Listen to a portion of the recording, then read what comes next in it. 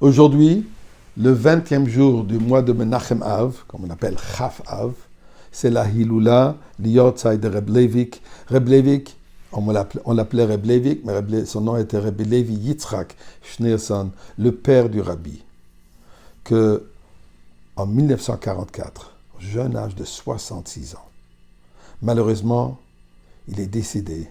Et ceci était suite à 5 ans de souffrance qu'il a été exilé par les communistes, puisque comme Rav de la ville de Yekaterinslav, il a encouragé les gens à continuer à étudier la Torah, à faire les mitzvot, et s'est occupé des mikvaot, s'est occupé de toute la communauté, de toute la structure de la communauté juive. Et pour cela, d'abord il était presque 1 an en prison avec des souffrances atroces, et ensuite 5 ans renvoyé dans un petit coin de la partie asiatique de la Russie. Et malheureusement, après 5 ans, dans la ville d'Almata, il a rendu son âme au Créateur. Reb Levik était connu pour un géant, un génie de la Torah, et particulièrement un grand kabbaliste. Ce qu'il avait de particulier, qu'il prenait chaque sujet de Torah, les unifiait. Pour lui, les pirouches, remèches, drouges, sot, pour lui, l'explication simple, l'explication homilétique, la halakha et la Kabbalah, tout cela était un sujet. Ça ne se séparait pas.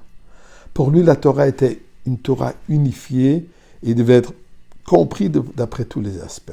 Alors, je voudrais partager avec vous aujourd'hui une pensée qu'il dit sur la paracha de cette semaine, mais ce n'est pas seulement la paracha de cette semaine, c'est sur le Vahayim Shama, la deuxième partie du Shema qu'on dit tous les jours à plusieurs reprises, ainsi que les tefilines que nous posons tous les jours. Eh bien, dans le pasuk aujourd'hui, de la paracha de cette semaine, il dit, Dieu dit Vahayim Shama, dans la Moshe Rabbeinu de dire, si vous allez écouter la parole de Dieu, toutes les berachot, vous les aurez. Et ensuite, il dit, Ukshartem otam leot al yatrem, vous allez le nouer comme symbole, comme signe sur vos bras, sur votre main, Vayu le totafot benedechem, et vous allez le mettre comme couronnement entre les yeux.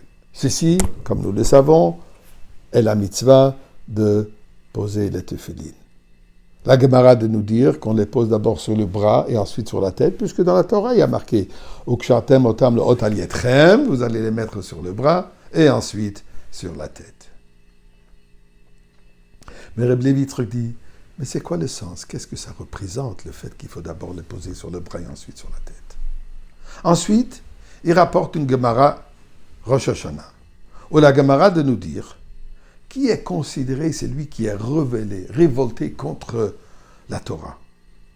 Elle dit, c'est celui qui a commis un péché avec son corps. Qu'est-ce que ça veut dire? Dit Rav, car kafta de lo munach tefillin.